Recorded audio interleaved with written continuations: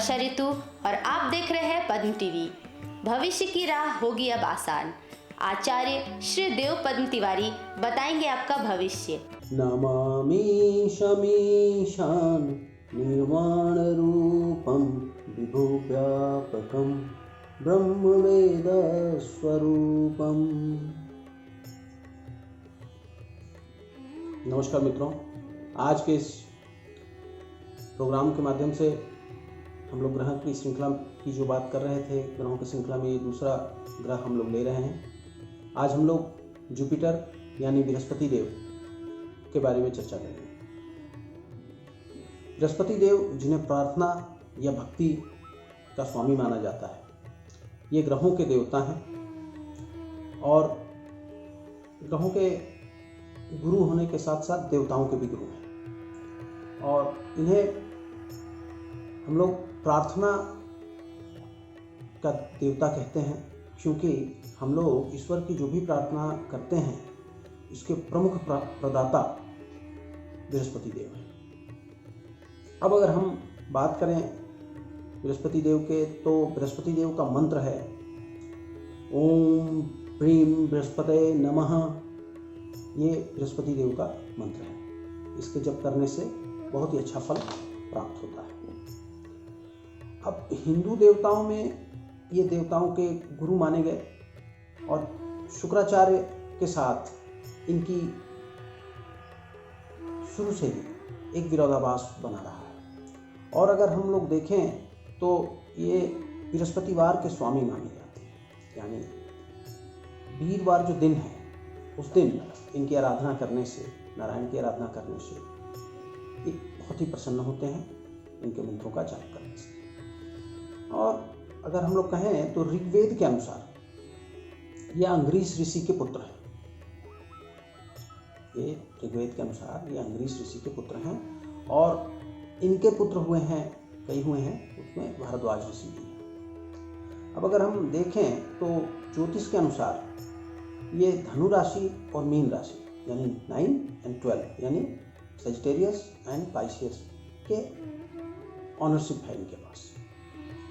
कालपुरुष कुंडली में देखें तो धनु राशि यानी 9वें भाव में आती है, जो आपके भाग्य का उच्च शिक्षा का स्थान है। तो इसलिए इनको शिक्षा का प्रदाता माना जाता है। शिक्षा ज्ञान के ये प्रदाता हैं।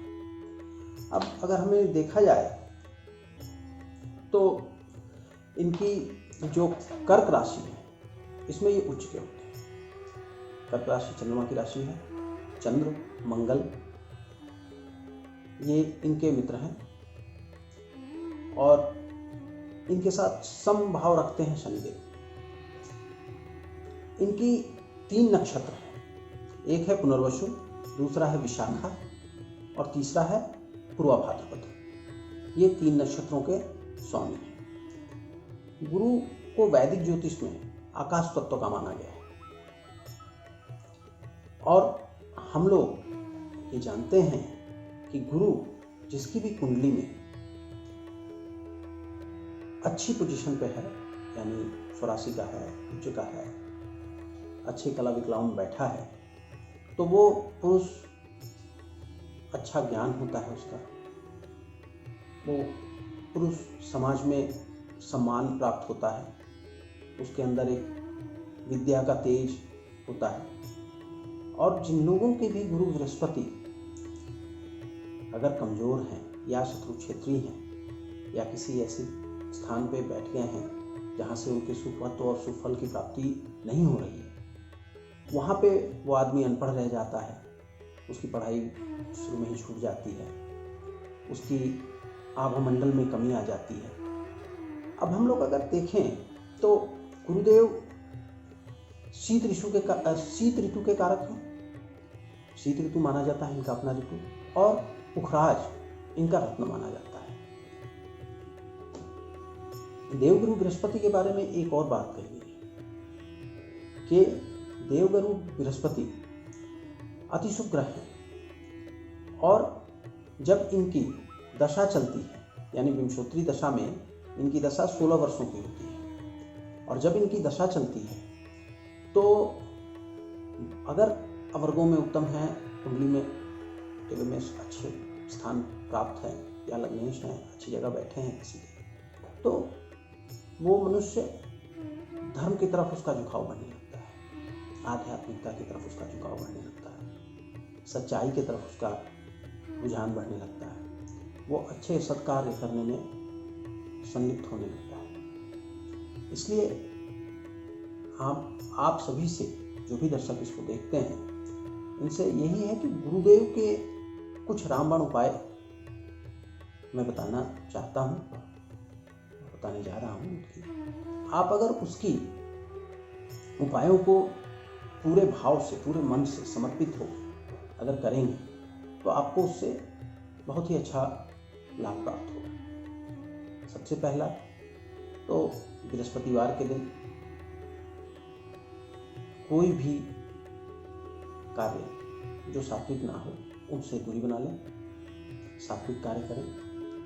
प्रातःकाल स्नान ध्यान के बाद अगर संभव हो तो केले के पेड़ में जल अर्पित करें, भगवान विष्णु की पूजा करें, विष्णु सहस्त्र नाम करें, बृहस्पति देव का मंत्र जो कि मैंने इसमें बताया पहले, वो भी आप कर सकते हैं।